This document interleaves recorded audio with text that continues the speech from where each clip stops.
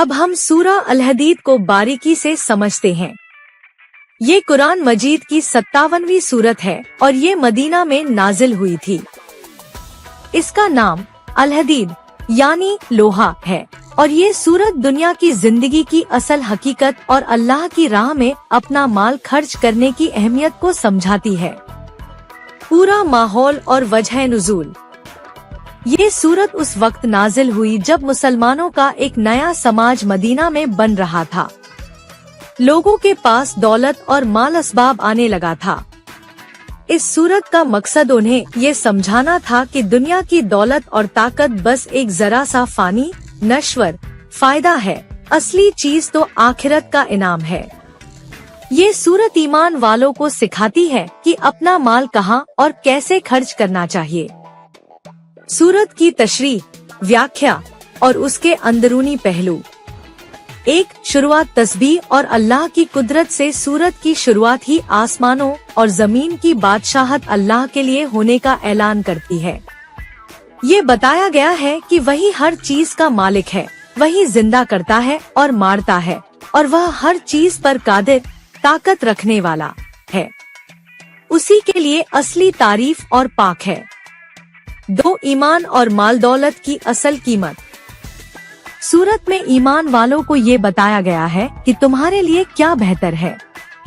अल्लाह की राह में माल खर्च करना एक कर्ज़-ए-हसन, अच्छा कर्ज की तरह है जिसे अल्लाह कई गुना बढ़ाकर वापस करेगा। दुनिया की जिंदगी तो बस एक खेल और दिखावा है, असली और स्थायी जिंदगी आखिरत की है। 3, लोहे का जिक्र और उसकी हिकमत। सूरत के नाम में ही लोहा शामिल है और इसे अल्लाह की एक बड़ी नेमत और फायदे वाली चीज बताया गया है। लोहा ताकत और फायदे का प्रतीक है। ये इशारा है कि जिस तरह लोहा मजबूत होता है और उससे काम का सामान बनता है, उसी तरह मोमिन का दिल और समाज भी मजबूत होना चाहिए। लोहे का इस्तेमाल अल्लाह के रास्ते में जिहाद के लिए भी होता है, जो इसकी अहमियत को और बढ़ाता है। 4, दुनिया की हकीकत का सुंदर बयान। सूरत में दुनिया की जिंदगी का एक बहुत ही सुंदर उदाहरण दिया गया है।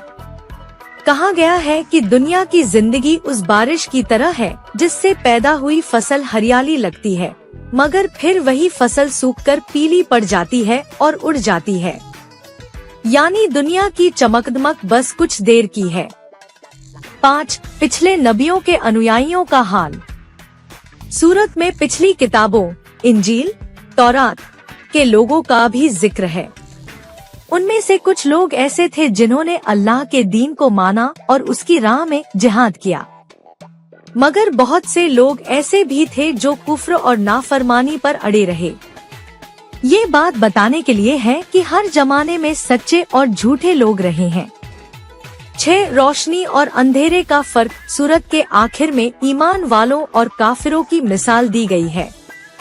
ईमान वाला एक ऐसे आदमी की तरह है जिसके सामने और पीछे से रोशनी आ रही है, जबकि काफिर ऐसे है जो अंधेरे में भटक रहा है और उसे कोई रोशनी नहीं दिख रही। ये रोशनी ईमान और कुरान की है। सूरत की उपयोगिता और मुख्य संदेश। ज़कात और इन्फाक की तरगीब। ये सूरत मुसलमानों को ये सिखाती है कि अल्लाह ने जो दौलत दी है उसमें से गरीबों और जरूरतमंदों का हक अदा करना चाहिए। ये एक तरह का अल्लाह को कर्ज देना है जो कभी जाया नहीं जाएगा। दुनिया से बेपनाह मोहब्बत न करना। ये सूरत हमें याद दिलाती है कि दुनिया की चीजें बस कुछ वक्त के लिए हैं। इन्हें पाने के चक्कर में आखिरत को नहीं भूलना चाहिए। ईमान और अमल सालेह पर डटे रहना। सूरत में बार बार ईमान लाने और नेक अमल करने की तरफ बुलाया गया है। साथ ही अल्लाह पर भरोसा, तवक्कुल करने की सीख दी गई है। कुरान की रोशनी से फायदा उठाना। सूरत हमें ये नसीहत करती है कि हमें कुरान की रोशनी को पकड़ना चाहिए और उसके जरिए अपनी जिंदगी को रोशन करना चाहिए, वरना अंधेरे में भटकते रह जाएंगे। निष्कर्ष, सूरत अल हदीद हमें एक संतुलित जिंदगी जीने की सीख देती है।